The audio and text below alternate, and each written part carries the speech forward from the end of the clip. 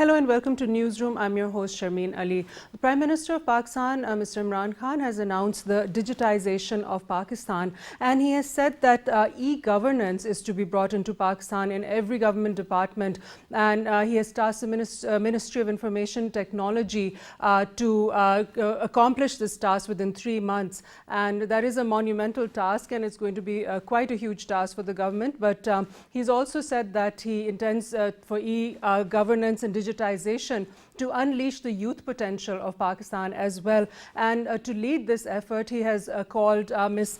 Tanya Idris, who's a former Google executive, to resign from her job and come and head this initiative in Pakistan.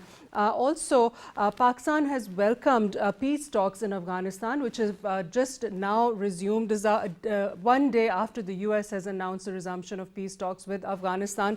And now the negotiator for the United States, Zalmay Khalilzad, is due to go to Doha for further talks with the Taliban. And this is after a very important prisoner exchange took place between the Afghan government and the Taliban, and 2 university professors were released to the United States as well. One was an Australian and one was from the United States, Jonathan King and Timothy Weeks. So this is a big development. Pakistan has welcomed it, and the Foreign Office said that Pakistan encourages all parties to the conflict to engage constructively as a shared responsibility. And naturally, Pakistan is one country which is there to mediate and help to arrange bring these parties together for the peace talks. And also it is one country that gets very affected by any kind of conflict that happens in Afghanistan. We'll also discuss how Speaker of the House in the United States, Nancy Pelosi, has called upon the House Judiciary Committee to draw up the articles of impeachment against President Trump. President Trump could be facing various charges which are very serious, including corruption and abuse of power, bribery, obstruction of justice, and obstruction of Congress. So this is going to begin now. The House Judiciary Committee will start its hearings on this particular topic, and we'll discuss what the next procedure is after this.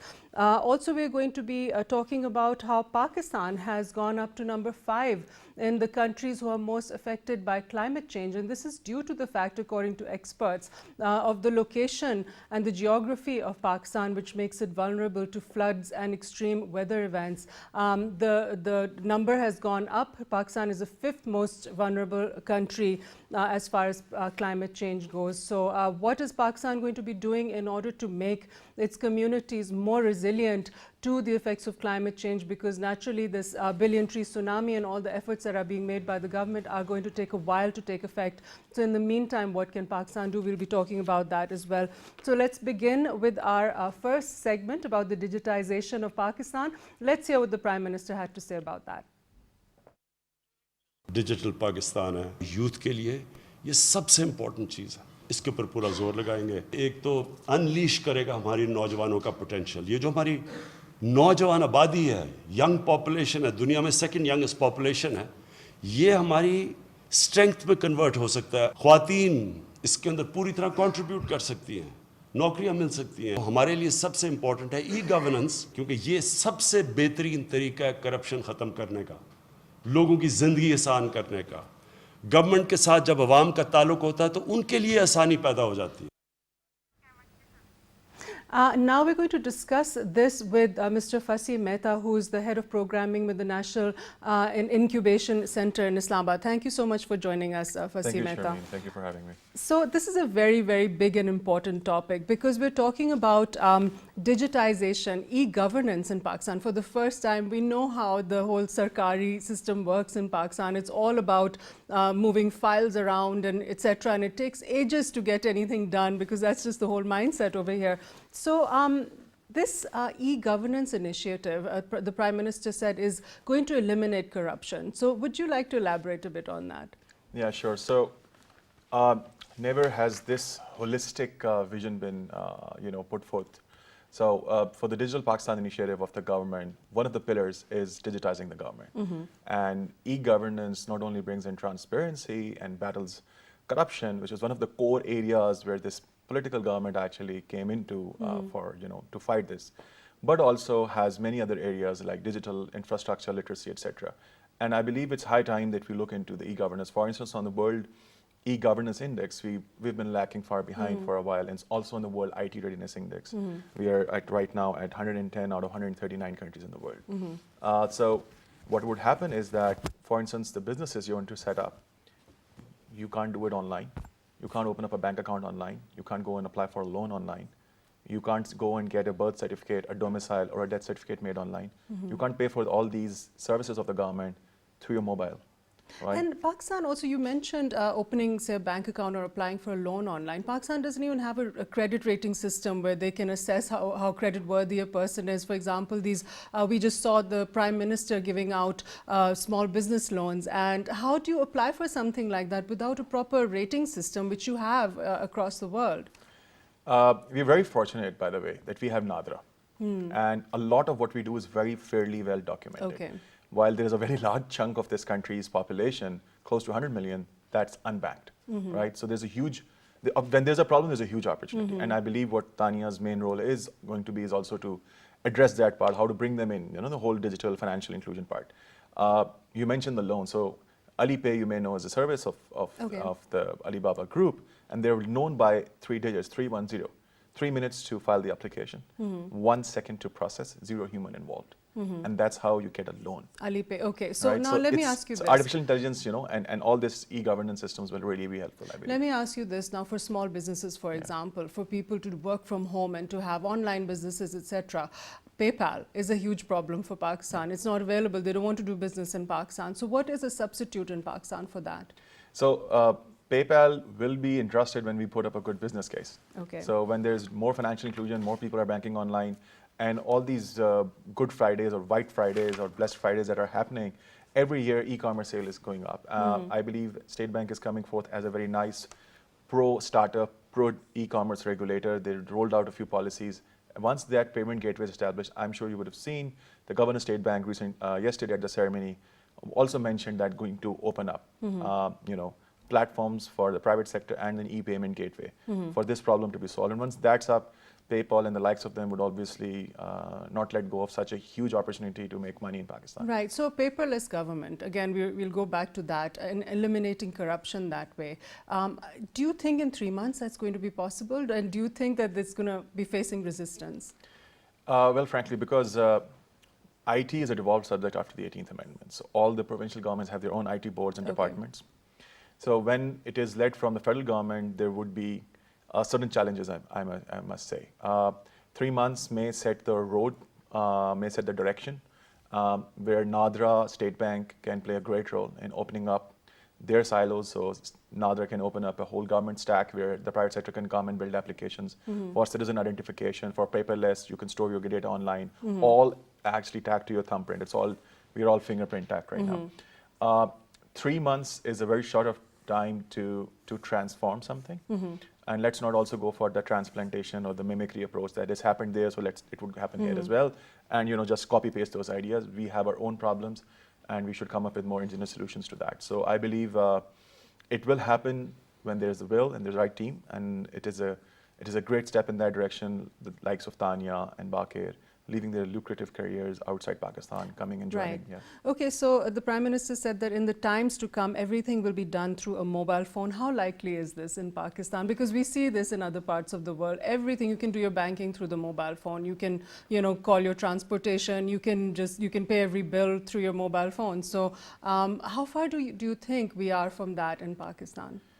I'm very optimistic for this, actually. I believe this is going to happen very, very soon. When every Pakistani has a handset, when every Pakistani has access to internet. And this should be treated as the birthright, as the inherent right that you and I have as a citizen of the country for access to food, for access to shelter, for access to clothing. So along with it comes the access to information. And when we have that, and there's enough data penetration, where there is a good digital infrastructure, where whether you are in GB, whether you are in Sindh or Tharparkar, you're connected, you're online. When that happens, every private sector entity would love to take this opportunity to cash on this huge, huge platform. It is, yes. Right now, for instance, we couldn't have imagined 3 years ago that we call our cab through a phone, We ordered the pizza through a phone. Yeah. I pay my kids' fees through the phone, my electricity bills, right? And the same goes for my credit card payments. I never now go and visit my bank. Very, very rare. It's all done online. Similarly, you do many other things online. You pay your taxes online. The payments, you don't have to stand in queues anymore. And I'm sure many governments, for instance, in Punjab, they've been working for e-pensions as well. You can apply your leaves online. You know, the government teachers and officers. So the day is near. I would say I'm very optimistic. Yeah. Okay, thank you so much, Fasieh, Mehta, for joining us. We're going to take a break right now, and then we'll come back to the program. Please stay with us.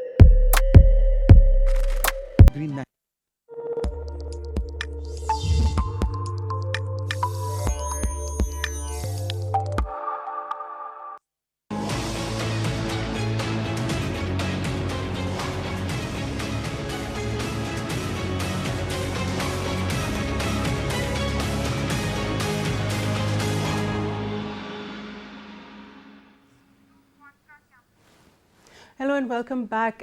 Now we're going to talk about how the Speaker of the House in the United States, Nancy Pelosi, has asked the House Judiciary Committee to draw up the articles of impeachment against President Trump. Now, this was initiated back in September by the Speaker of the House, the actual investigation, and now all the investigations have been going on.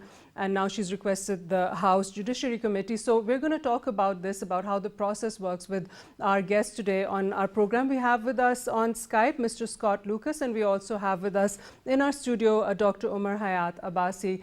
So I'm going to begin with Mr. Scott Lucas. Thank you so much for joining us on our program today. And I'd like to begin by asking you, we've seen this process begin back in September, where the Speaker of the House, Nancy Pelosi, initiated this impeachment process. And now it's actually going quite far along, and now she's asked the House Judiciary Committee to begin the articles of impeachment. So, sir, can you please get into a little bit now? We know that the House Judiciary Committee has a majority of Democrats, so it's likely to pass through this. And then there's a further process of going through the Congress and then at the Senate. So please give us a little bit of your input about this. Thank you. Well, before we got to this point, the House Intelligence Committee heard from 17 current and former U.S. officials in 2 months of testimony, and they then passed a report to the Judiciary Committee. And the Judiciary Committee, as we heard from House Speaker Pelosi, is going to, on the weight of that evidence, draw up articles of impeachment. One of those articles of impeachment will be bribery, saying that Donald Trump, in effect, offered a bribe to Ukraine, saying you can have military aid, you can have a visit by your president to the White House if you investigate my political rivals, such as the presidential candidate Joe Biden. One of the articles may be obstruction of Congress. That is because Donald Trump told witnesses not to testify. He even told them to defy subpoenas.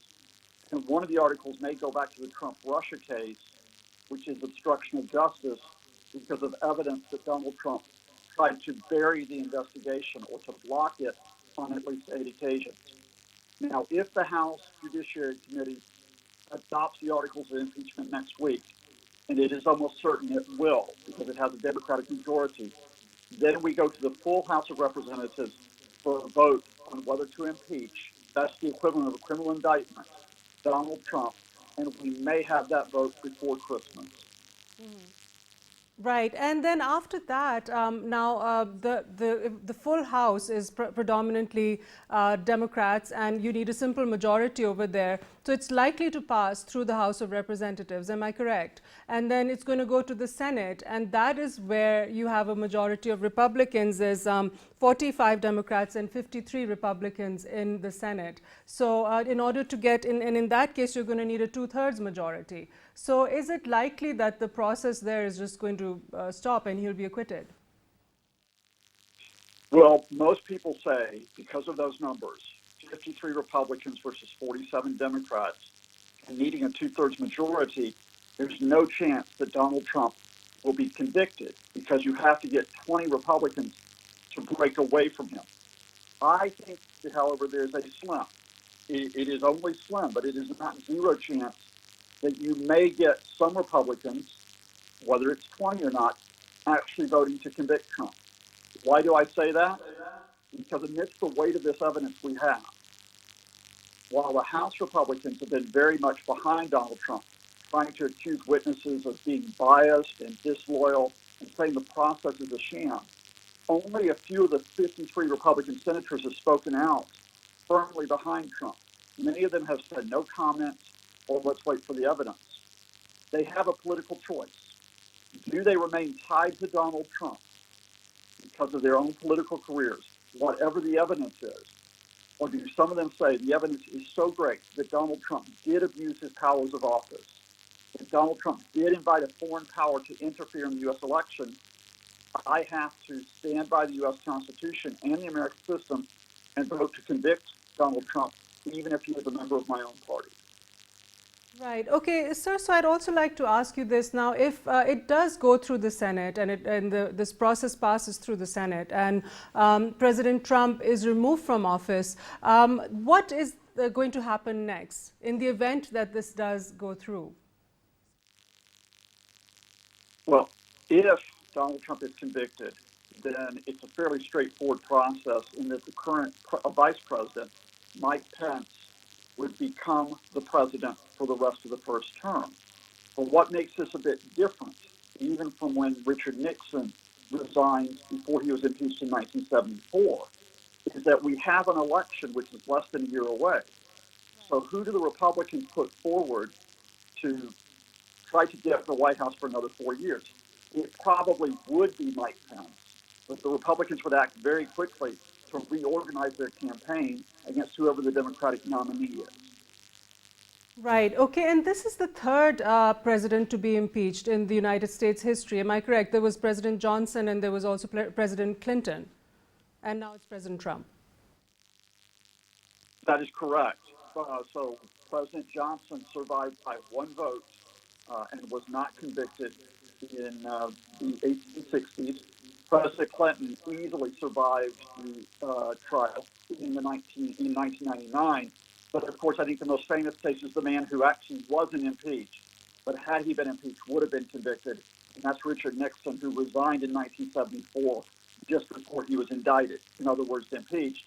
And I think this is probably the closest parallel for what we have now. Because in Richard Nixon's case, the charges that he used his office to cover up criminal activity for his own political benefit. In other words, the break-in of the Democratic Party offices. That's the closest thing we have to Donald Trump allegedly carrying out activity to try to bring down his political rivals so that he could get a second term. But here's the addition. Here's what we didn't have with Watergate, why I think this makes it an even greater crisis. This is a president who's being accused of undermining American national security by, first of all, working with Russia, and then secondly, by trying to exact what's called a quid pro quo against Ukraine, saying we will not give you military aid. We will leave you to face the Russians on your own if you don't help me out by, well, basically trying to dig up dirt on my political rival, Joe Biden. Right. So, sir, what I'd like to ask you then is that once, suppose he does, in the event that he does get convicted, would he have to face any other courts afterwards for all these charges? Or any other charges against That is him? an excellent question, because remember that Donald Trump not only faces the questions, the claims out of the Trump-Russia affair and out of the Trump-Ukraine affair, there are multiple prosecutions going on over Donald Trump's business affairs, over his tax affairs, over alleged fraud, over his abuse of his business, his conflicts of interest while he's been president. Robert Mueller, the special counsel who handled the Trump-Russia investigation, he was told by the Justice Department, you cannot indict a sitting president. You cannot bring a charge against him. But Robert Mueller told the House committee in an open hearing in May when he testified, on the day that Donald Trump stops being president, he can be indicted on criminal charges. And that is the situation that Donald Trump would face if he is convicted, or indeed if he loses the election in November 2020. Right. Okay. Well, thank you so much for all that clarification, Mr. Scott Lucas. Thank you for joining us on our program. Now, Dr. Ommar Hayat, now I'd like to come to you and just go over what we just heard with Mr. Lucas. President Trump has been very defiant about all of this in this proceeding. He said that he will win, and that he said that the radical left Democrats have just announced that they are going to seek to impeach me over nothing.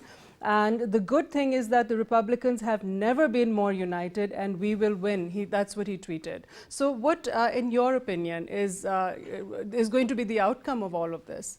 See, he's saying the Republicans are united, and Mr. Lucas said that they might vote against him in the Senate. Yeah, there is a possibility, but I don't see that happening. What I want to tell you is not what's going to happen next. It's about what has happened. I want to talk about it. So sure. What's interesting is Republicans accusing Democrats and Democrats accusing Republicans. And what's the basic concept in that? Let me tell you, it's misuse of power, whether it is Joe Biden using his power to get Hunter Biden a job in Ukraine, or that is Trump using his power to stop the military aid. So that is a serious question for American democratic system, where you are using your power and you're using political scoring and political strategies against one party against another. So that's a big question for the democracies in general, the liberal democracies. One. Two is, you know what, there is never impeachment inquiries. We've had that 3 times, as you very rightly said that. But whether a president has been impeached or not, no. So what I see is when this goes, why we see this hype about impeachment is because in the House of Representatives, there is Intelligence Committee and also Legislative Committee. Both are headed by the Democrats, and even the Speaker is also a Democrat. That's why we see hype. When it moves to the next stage, where we have Republicans dominating in the Senate, they're not going to impeach and they're not going to vote. One. Two is, even in the House of Representatives, if you see that, not all Democrats are very serious. If you see the views, there are a few Democrats who view this not so seriously. So I don't see that actually happening. So what is the point? What Democrats want is that they do not want to see Trump one more time as president of the U.S. That's it. Right. So impeachment is not going to happen. He will not be impeached. He will be acquitted, not convicted. And then what's going to happen? All this because of his reputation and each and everything. He'll not be able to win this election, and Democrats are going to win next elections. That's how I see it. Okay, so that's how you see the outcome. And do you think that Senator Joe Biden is ever going to be held accountable to what President Trump was accusing him of? See, it's like, what using goes his around, influence in Ukraine what as goes vice around president. comes around. Okay, so when, for instance, if we imagine or we predict Democrats are going to win the next elections, do you think Republicans are going to sit down quiet and do nothing? They'll do their own campaign against Joe Biden for using his power and his position. So what's going on right now is what Trump did earlier. So if, for instance, because he is the leading Why nominee. does it have to wait till the next election? Why doesn't it start sooner, an investigation? They have to first finish one thing, what's going on about the president of the U.S. Fair enough. If he wins, then Republicans are going to go against Joe Biden, and they'll do another inquiry. And likely, even the House of Representatives, if Republicans win, they're going to be in the majority again. But then if it goes to the Senate, this is how it works. So the impeachment of Joe Biden is likely not to happen either. It's a politics, but in basic... But this can't prevent Senator Joe Biden from running in the next elections if some charges unless are there is an coming up inquiry against going on, whether Intelligence Committee or the Legal Committee, they initiate anything in the House of Representatives against Joe Biden. Yes, it's possible. But they have one thing on the agenda. They have to finish this first before they move on to Joe Biden, for example. Okay, so now what we saw was, okay, the whole process was started on September 14th by the initiation by Nancy Pelosi, and then different committees have been having investigations and closed-door meetings, House Intelligence Committee, Oversight and Reforms Committee, Foreign Affairs Committees, and Ways and Means and Financial Services Committees have had different types of investigations going on and hearings. Now, on October 31st, the House laid out a resolution to the impeachment inquiries. Exactly, they voted on this, and then also on November 13th through the 21st, they had a public hearings about this, and on December 3rd, they had the Intelligence Committee report, right? And that report was sent to the Judiciary Committee. So now the Judiciary Committee is going to hold more meetings, and then they're going to vote. Now, in the case that they vote, there's 24 Democrats and 17 representatives on the Judiciary Committee. And Republicans, yeah. Yes, sorry, Republicans. They're going to most likely pass because of the majority of Democrats. They need a simple majority over there. And then they will consider the articles of impeachment in the Judiciary Committee, and each article needs to be approved by the majority, right? And then it's going to be considered by the House of Representatives. And again, a simple majority is needed there. And in the House of Representatives, you have 233 Democrats and 197 Republicans. So then again, it's likely to pass. And then we get to the Senate, where you have the majority of Republicans, which we were discussing earlier. So there's a process ahead. And that process is going to ultimately lead to the final decision being made by the Senate. By the Senate, but even in the House of Representatives, if I tell you, out of 230 Democrats, 207 Democrats, according to a survey in September, strongly favor, or they've spoken in the favor of impeachment. How about the rest, 20 plus? So see, that's the point. So even if, for example, they get a good majority and they get it through House of Representatives with all these prior steps, it's going to go to the Senate. And the Senate is likely to not impeach, and they're going to acquit President Trump. But the point remains the same. Trump is not going to be, the agenda of Democrats is not to see Trump one more time in power. So it's a complicated process, and this is going to damage the reputation of Trump, because he's going to contest next election, let me tell you, next year. Yes, he is. So he is he is the candidate. So their objective is to not him win next elections. That's so it. if he comes out of this and he's acquitted, for example, and he's not removed from office, he's not found guilty, then what is his perception going to be? Is he going to have better chances of being elected into No, he won't. Let me tell you, this entire episode of impeachment is damaging his reputation. And even Republicans, you know, I was in the US a few months ago, and I met people who did vote for Trump. They regret voting for Trump. So he's not going. This entire episode, and American voters have realized that they've made a political mistake by voting for Trump. And this, even if he goes through this and the Senate does not really convict him, it will be, you know, it will be just that he wins based on the scoring in the Senate and number of Republicans, not that he has won morally and ethically and principally, no. So he has actually lost the battle, his political battle. He has already lost it. So all this episode of impeachment is not favoring Trump, and he's not going to likely win the next election. That's how I see. Okay, right. Yeah. Thank you so much, Dr. Ommar Hayat, for giving all your input on this topic. And now we come to the topic of climate change, how Pakistan has now been ranked at number 5 for its vulnerability to climate change. And this is what was released at a paper in Madrid in the recent days. And we're going to show you a bit about that in our package. Pakistan ranked 5th among countries which are most vulnerable to climate change. According to the Global Climate Risk Index, Pakistan lost 9,989 lives, suffered economic losses worth $3.8 billion, and witnessed 152 extreme weather events from 1999 to 2018, According to the report released by international think tank German Watch, Pakistan is among the countries that are recurrently affected by catastrophes and continuously rank among the most affected countries both in the long-term index and in the index for the respective year. The think tank placed Pakistan on the 5th spot in the list of countries most vulnerable to climate change in its annual report for 2020. Apart from Pakistan, the 10 countries most affected by climate change include Puerto Rico, Myanmar, Haiti, Philippines, Vietnam, Bangladesh, Thailand, Nepal, and Dominica. One of the reasons for Pakistan to be continuously ranked high in the long-term index of the report is mainly due to its geographical location. According to David Eckstein, one of the co-authors of the report, the entire region where Pakistan is located is prone to extreme weather events, in particular heavy rainfall during monsoon seasons and flooding as a result. Pakistan ranked 5th among countries. So we were seeing that, yes, Pakistan has a lot of work ahead in order to protect its vulnerable communities that are going to be affected by the effects of climate change. Thank you so much for joining us on our program today on Newsroom. That's bye-bye from me for now and from my team.